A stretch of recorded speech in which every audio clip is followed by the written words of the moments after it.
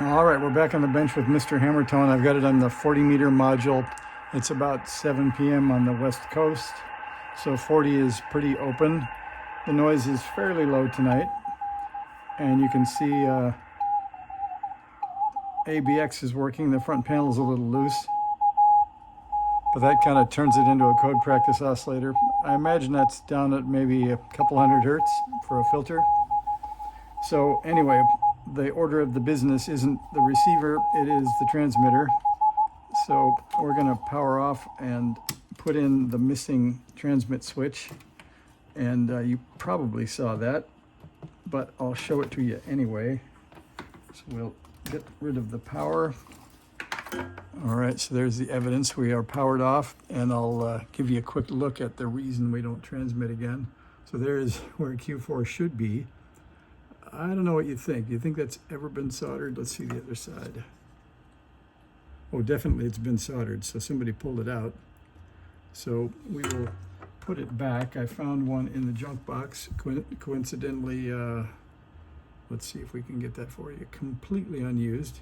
So we're going to put that in. And the magic would be if we put it in and it transmits. It probably got pulled out for a reason, but we'll see. So let's see, we will put it in there. And this has a decent silk screen, so we're going to match up the silk screen. And this is switching DC, so we don't have to make it super short. So we'll give it a little bit of a bend, and I'll zoom out and let you see the action.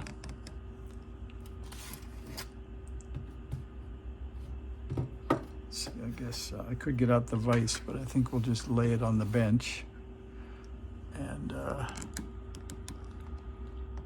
I'll let you tell me what I did wrong with the soldering by letting you watch very closely. That's pretty good. All right, we'll call that good. I don't have any flux handy, so we're going to use this fairly ancient Kester, which is, let's see, what do they say? 6337, so maybe not optimal, but definitely will work. And we can tell that from the $15.95 price tag, it probably is pretty old.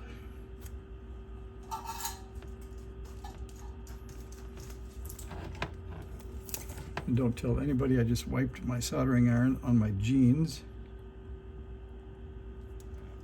a couple of times. All right, so here goes our transmit switch.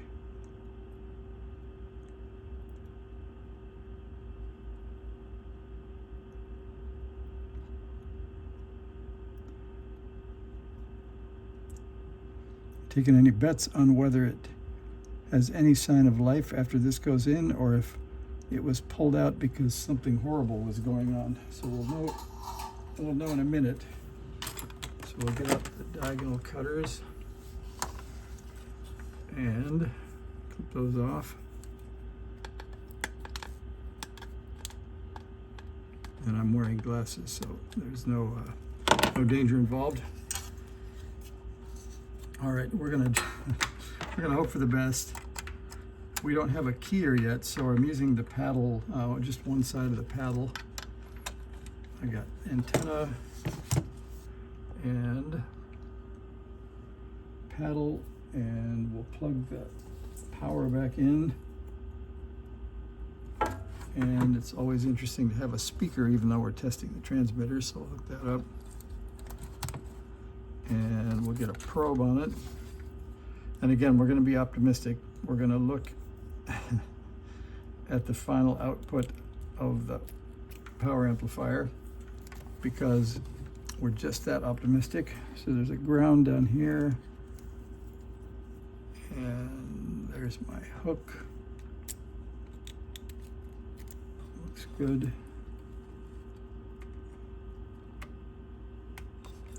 All right, we got that.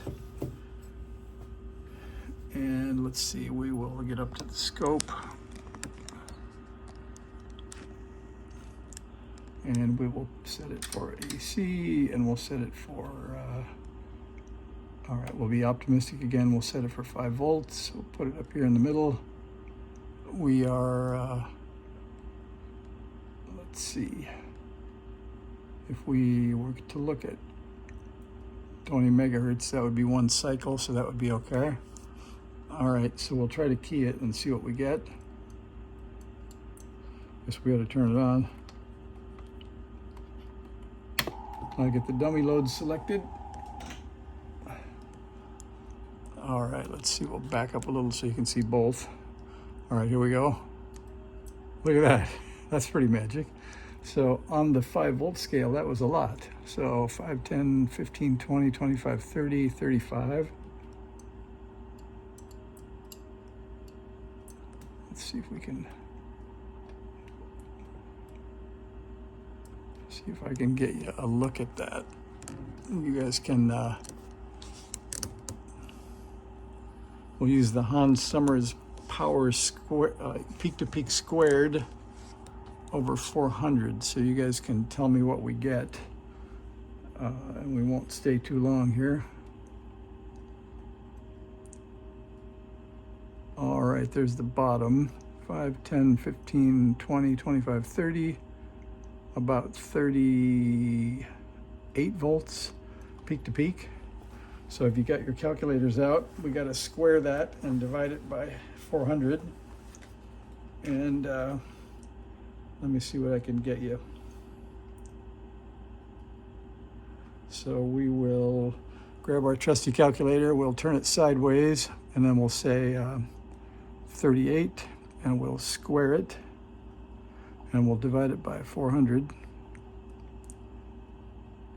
So we got about 3.6 watts. That's not bad. It's probably about what a Sierra should do. So I think that means we could get on the air pretty soon.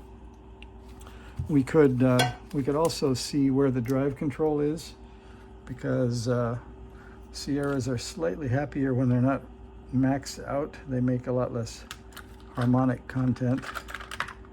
I can't find my non-metallic screwdrivers, so I'm going to use a metallic one because it's a plastic pot anyway. So we'll go down there. That turns. All right, one more shot. So I guess we can turn it up and down, and it looks like it does about 40 volts peak to peak at its best.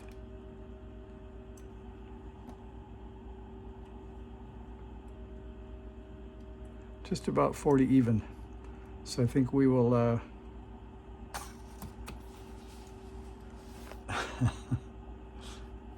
so now if you're less than 30, we'll say you already know what the what the number is, but we'll do it for you. 40 x squared divided by 400. There you go. So there's your nice 4 watts out. So I think we'll call that good for this time around. We'll do a little tune-up next time around. And even though it's not super healthy, we might get out a straight key and see if we can get on the air with it before we move on to the keyer and the front panel sort of coming loose, and I think the upside down noise blanker. There's a bunch of good stuff, but we're doing pretty well. So thanks for watching.